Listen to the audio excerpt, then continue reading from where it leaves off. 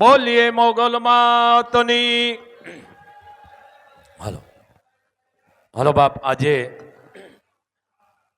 રવિવાર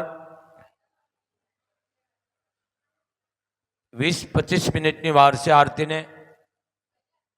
ઘડીક જે જગ્યા છે અહીંયા બેસી જાઓ બાપ. હાલો. અને બેટા પેલા ને હાલો બેસી જાઓ જ્યાં જગ્યા. બેટા લાઇટો બંધ ન કરશો. કઈ જ્યાં જગ્યા મળે અહીંયા બાયુ જગ્યાએ બાયુ બેસી જાઓ, પુરુષની જગ્યાએ પુરુષ. પણ આ આરતી બહુ મર્યાદાની છે. શાંતિપૂર્વક આરતી લેવી અને આ ધામમાં બને ત્યાં સુધી હાલીનો આયુષ્ય સેવા કરો. ભલે બીજે જાતા હોય વાંધો નહીં, પણ આ ધામમાં કોઈ હાલી ન આવો. ધામમાં આવી અને સેવા કરો. જે થાય આવો ધામમાં. વિશ્વાસ, અંધશ્રદ્ધા નહીં. આ વિશ્વાસનું ધામ છે બાપ. અંધશ્રદ્ધાને હું અહીંયા કરવા નથી દેતો. હે 18 વરણ, આ મોગલ 18 વરણની છે. કોઈ પક્ષપાત ભેદભાવ ઊંચ નીચ નથી. અહીંયા કોઈ લાગવગનું ધામ નથી. અહીંયા 18 વરણ માને હરખા છે. શું કામ? એક જ 18 વરણની માં છે. અહીંયા કોઈ વીઆઈપી ઈ નથી. બધાય હરખા માને, પણ મર્યાદા પૂરેપૂરી. આજે રામનવમી, ભગવાન રામનો જન્મ, અખિલ બ્રહ્માંડનો માલિક, વિષ્ણુનો અવતાર એવા રામ. ચારણોએ ખૂબ પણ લાડ લડાવ્યા છે. કવિઓએ, ઋષિઓએ, મુનિઓએ, મહાસંતોએ ભગવાન રામ, રામનવમી કહેવામાં આવ્યું પ્રભુ અવતાર લ્યો. અવતાર લઉં પણ મારે પાત્ર એવા જોવે. એ તમે જોજો જરીક. આમ હું અલગ ભાષાથી બોલી રહ્યો છું.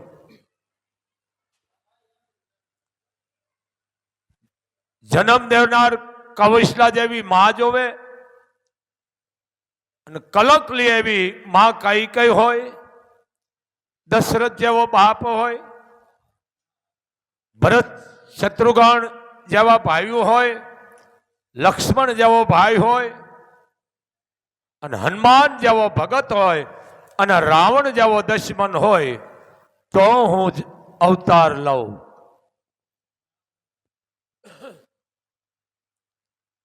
ઘણું ગીત છે ચારણ ભાષામાં. રામ કહે અવતાર જો લેવો, હે મારી ધરતી રોવે છે. રામ કહે અવતાર જો લેવો, મારી ધરતી રોવે છે. ધરતી રોવે છે, પણ માં કૌશલા જેવી જોવે, અને કલક લે એવી કઈ જેવી માં. દિલ જો દશરથ ના જેવું, આ યુગ હજી જુએ છે.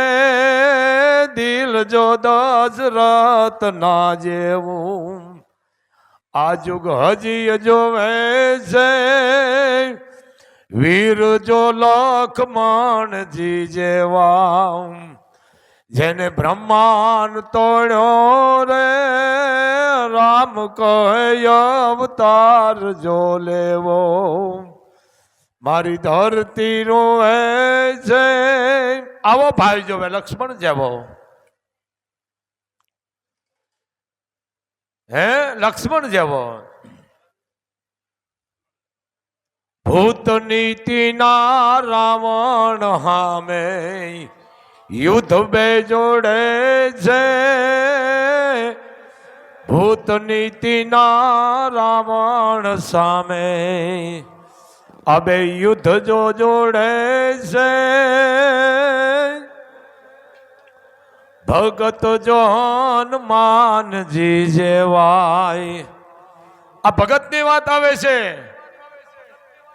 ભગત જો હનુમાનજી જેવા એને કાંઈ નો માગ્યા રે. ભગત જો હનુમાનજી જેવા મને યુગો યુગ જેને કહે લુણીમાં રાખી દીધો અને હનુમાને કાંઈ ન માગ્યું. આ હનુમાન ભગત આવો જોવે.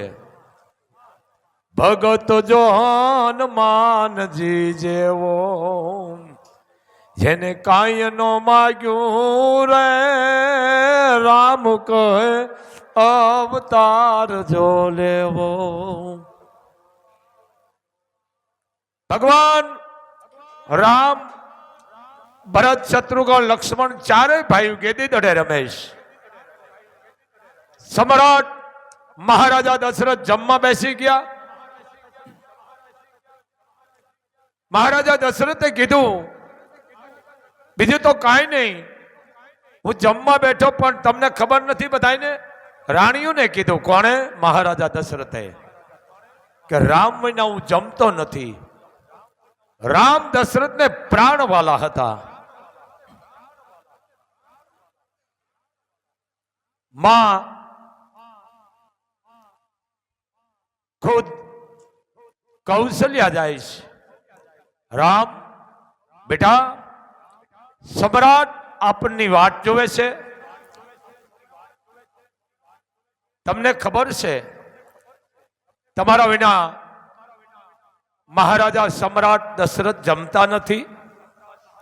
જમવા હાલો કે માં મારી ઉપર દા છે, દા ઉતરે પછી આવું. ખુદ જન્મ દેનાર જનતાને પણ ના પાડી દીધી. આ રામ. દશરથે કીધું, સુમતને કીધું તમે જાઓ.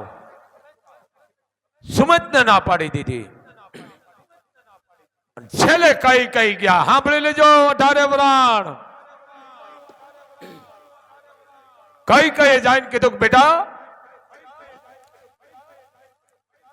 રામ સમ્રાટ જમવા બેસી ગયા છે. બેટા તમને ખબર છે તમારા વિના જમતા નથી. કે વાત સાચી માં, મારી ઉપર દા છે. આ દા ઉપર આલું છું. મારી ઉપર દા છે માં. જ્યારે દા ઉતરે ત્યારે હું આવીશ. એ ધરતી કેવી પવિત્ર અયોધ્યાની. એ માગ જોવો તમે. કાંઈ વાંધો નહીં રામ. જ્યાં સુધી તારા ઉપર દા નહીં ઉતરે ત્યાં સુધી અહીંયા તડકે ઉભી રહીશ. સાંયે નહીં તડકે ઉભી રહીશ. તય રામે હળી કાઢીને પગમાં પડીને કીધું કે માં ઘણાય મને બોલાવવા આવ્યા, ના પાડી દીધી. ખુદ જનેતાને ના પાડી, સુમિતને ના પાડી, બીજા આવ્યા. પણ માં તમે એમ કીધું કે તારી માથે દા નહીં ઉતરે ત્યાં સુધી હું અહીંયાથી તડકેથી હટીશ નહીં. હે માં કઈ મને એક વચન આપો. સાંભળજો 18 વરાણ. આ તાકાત શબ્દની વચનની. કઈ કીધું કે બેટા તું કહેતો હું જગતમાં વેચાઈ જાઉં. રામ ભાગ્ય કે માં વેચાઈ જવું સારું છે, પણ આ એવું કલક તમારે લેવાનું છે જ્યાં સુધી આ ધરતી ઉપર સૂર્ય ચંદ્રનો તાપ હશે તે સુધી માણસ તમારું નામ લેશે ને તો થૂકશે માં. માં તે સુધી આ જગત તમારા નામ ઉપર થૂકશે. આ માની વાત કરું છું મિત્રો. આ રામાયણનો પ્રસંગ મૂક્યો છે. પોઈન્ટ આપું છું 18 વરાણ. હું તો અભણ સૌ આઈનો પરિવાર સૌ ને એ કઈ કઈ કેવી હશે. મહારાણી કેવી હશે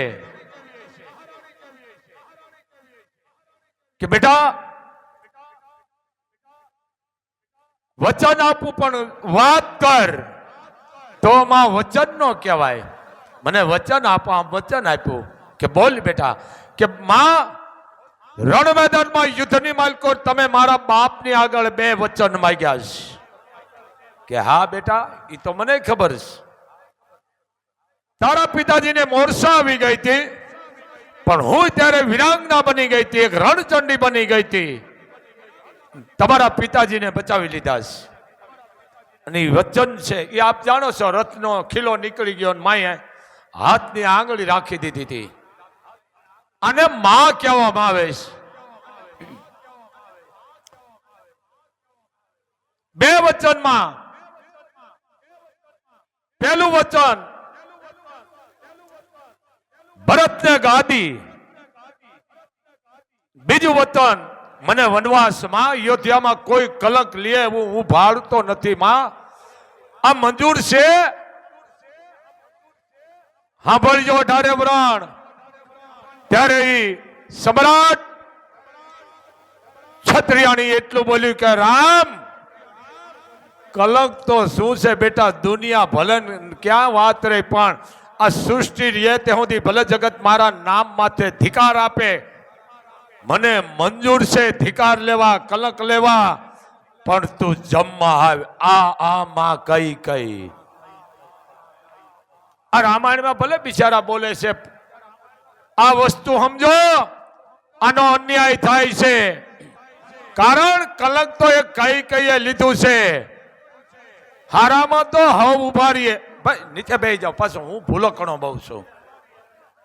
હારામાં તો હવ હોય કલંક તો કોકટ લે ઈ કઈ કઈ કલંક લીધું. પણ બેટા તું જમવા હાલ. પણ રામ તને એક વાત હું ઈ કરું. હું તને ઓળખી ગઈ છું બાપ.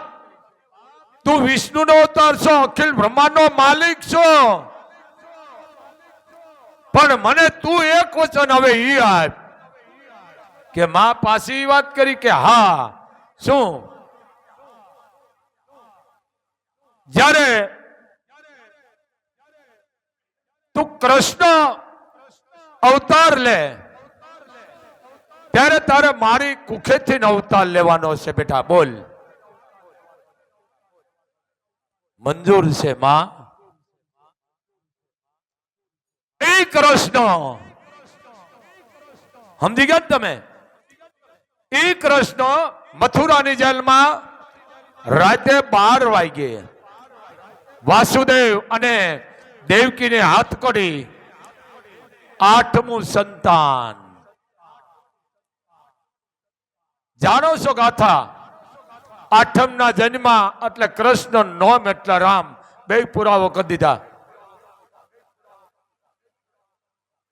સાંભળો તેની પણ કેડી દડાની રમત હતી અને ગોકુળમાં પણ નંદ બાવાના નેહડે 11 વર્ષ ને 52 વર્ષ માને હક નતું કરવા દીધું.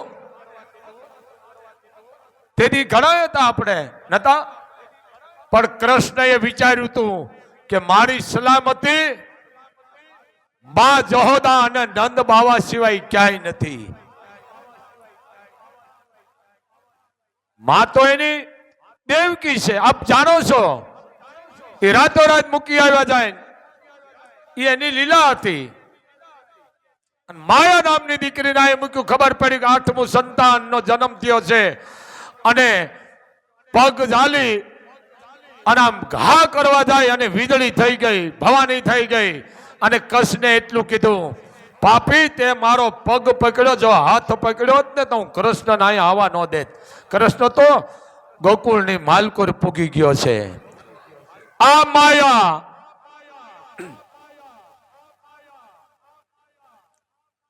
₹11 52 દિવસ નંદ બાવાના નેહડે, તેથી પણ ગેડી દડાની રમત. આ રામાયણનો પ્રસંગ આવે છે, આ મહાભારતમાં એનો પુરાવો છે.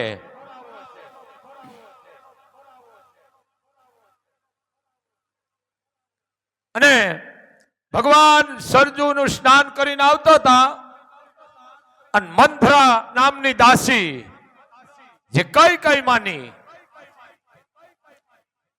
માં જાનકીની સામું જોઈ અને વિચારમાં ઢંઢોળ બની ગઈ.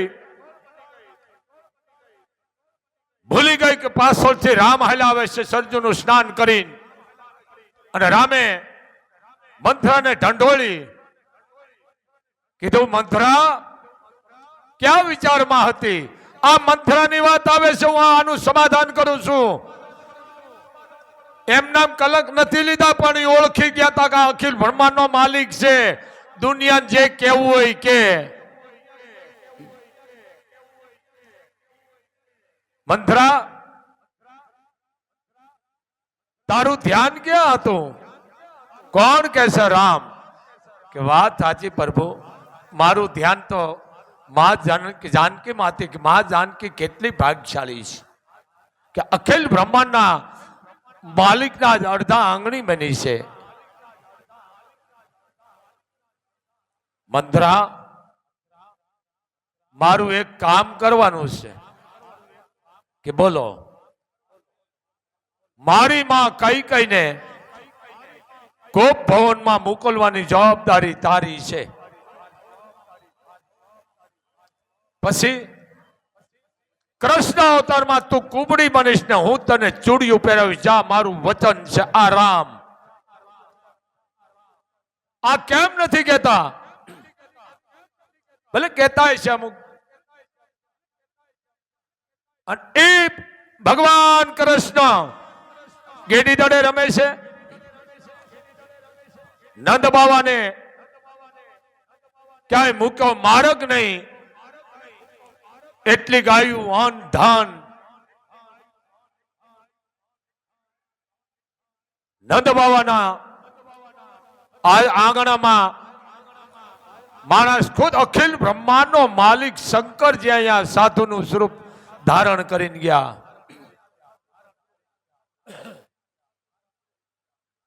ભગવાન કૃષ્ણ નાના બાળ અવસ્થા.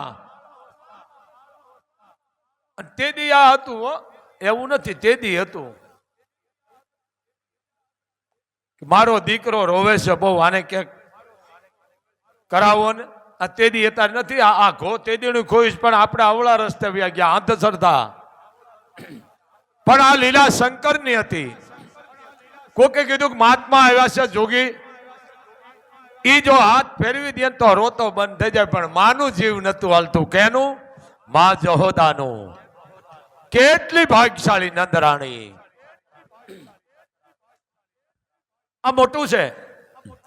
માતાજી કહે છે બીવે મારો માવો રે દાઢિયાળો બાવો એ આવ્યો રેજી.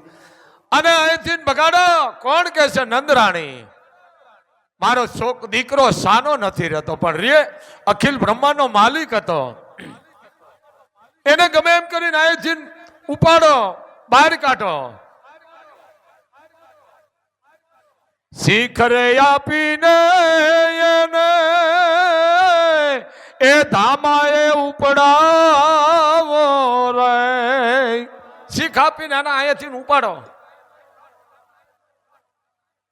શિખરે આપીને એને એ ધામા જોયું પાડો રે. અને અહીંયાથી જવા દો. પણ આ લીલા કૃષ્ણની હતી. આ ગાવા દે મોટું છે એમ. આ કૃષ્ણ અને ધરામાં બધા ગેડી દાડા રમે. તમે જોવો ધરા પાસે જ આ ખેલ માંડ્યો. ગેડી દાડા રમે છે, એમાં સુદામા છે, સંજય નામનો પણ ભેળો ચારણ હોત છે, બીજા બધા ગોવાળિયાઓ છે.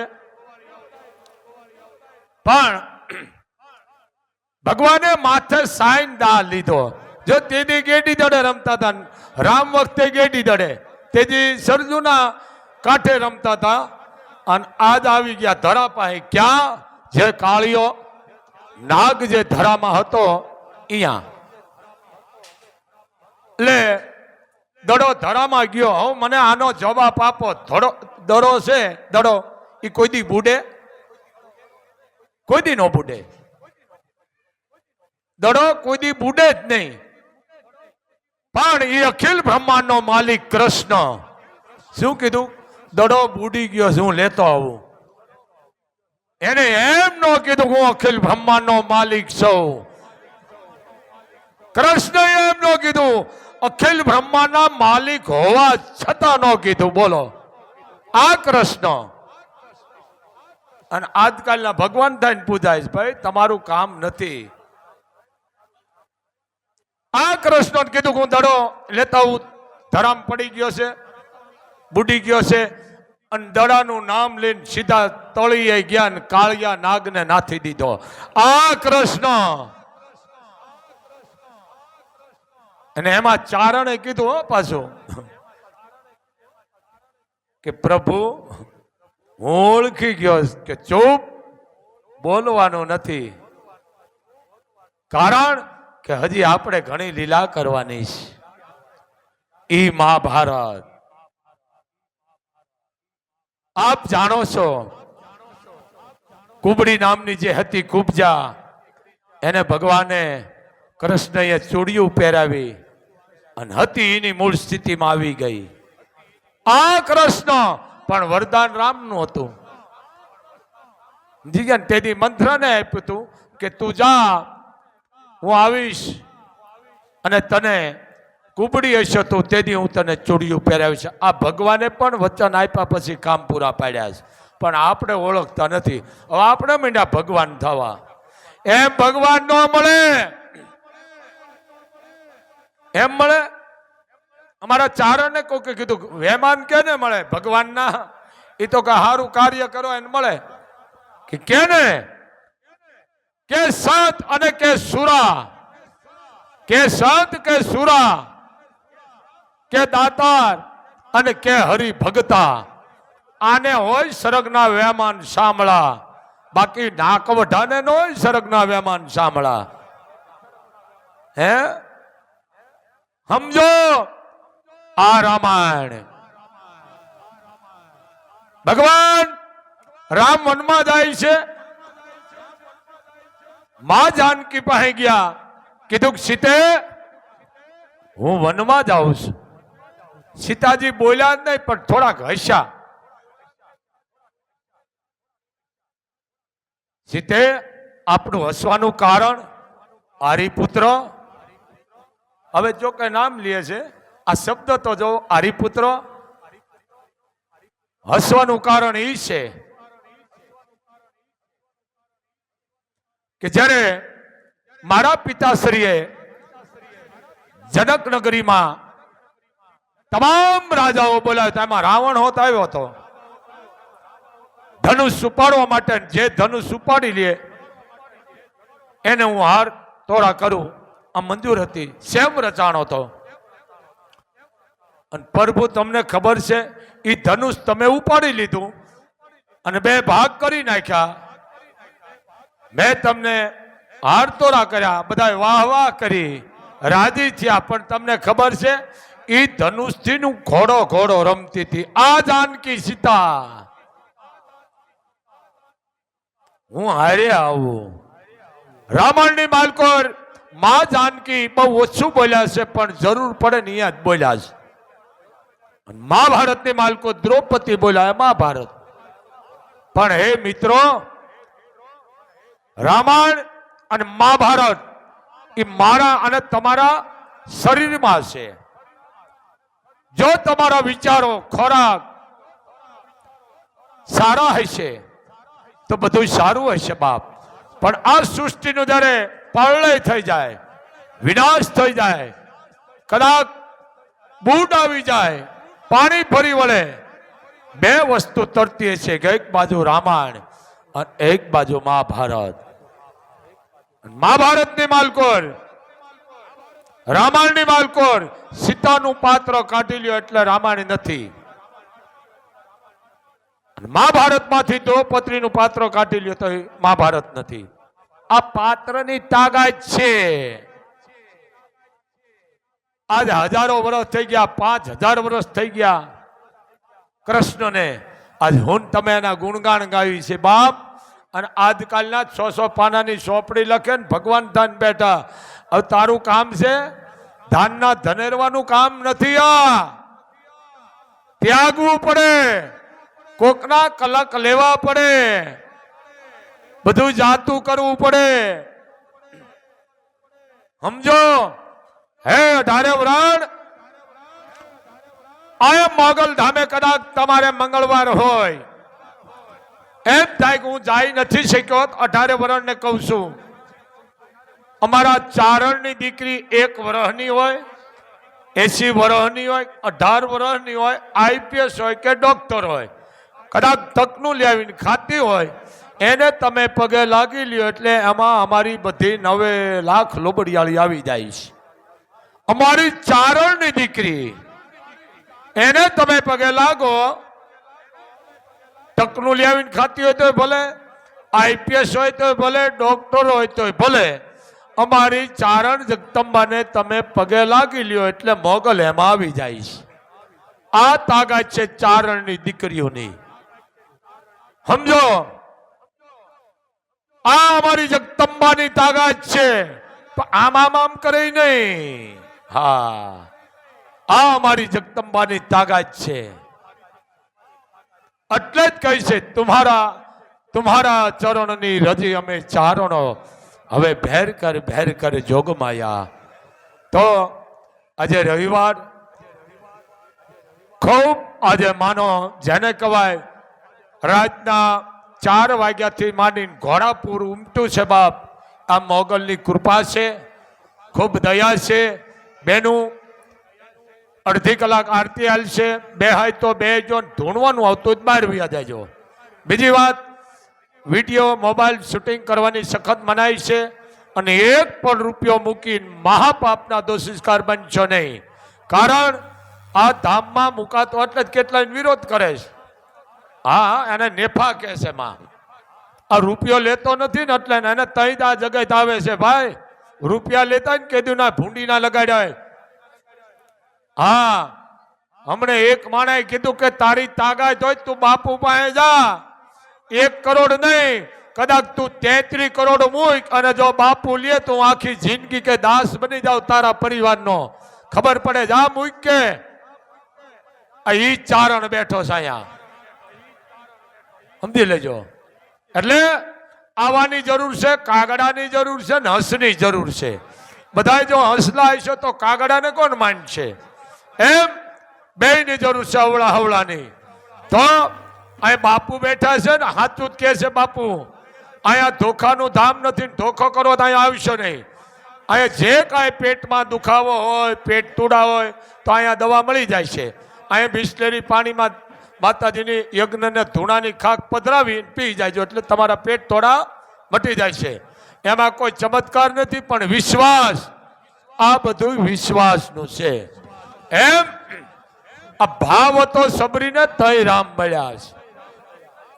દિવસ થોડોક લાંબો છે, ભાવને મળ્યા. તમે વિચાર કરો, એક આદિવાસીની દીકરી સબરી 7 વર્ષની હતી અને ભગવાનનું સ્મરણ કરવા બેસી ગઈ અને એના ગુરુએ કીધું કે બેટા અહીંયા બેસી જાય, એક દી તને રામ મળી છે. મળ્યા 70 વર્ષે.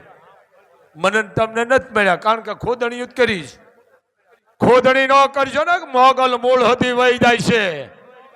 હા, ટીકા કરવી ને મોગલને કીધું કે માં ટીકા કરે ને માં એ તારે જોવાનું, કારણ કે મેં તો દુઃખમાં ગયા 18 વરણના. આ ઈ છે. એમ કોઈ પણ તમારું ઘર છે, એ મંદિર છે, એમાં ધૂપ કરો, ઘરને તમે મંદિર બનાવો, ક્યાંય જવાની જરૂર નથી. તમારું ઘર છે એ હિમાલય છે, તમારું ઘર છે એ મહાયજ્ઞ છે, તમારું ઘર છે મા બાપ છે એ મહાકુંભ છે. તમારા મા બાપની સેવા કરો, તમારે મોગલે આવવાની જરૂર નથી. તમારા મા બાપને તમે તુકારાને ઉકલા દેતા હોય, ગાળું દેતા હોય, પછી અહીંયા આવો ને, મોગલ માફ નથી કરતી. સાંભળો, પણ તમારું જે આત્મા છે એને રંગી નાખો.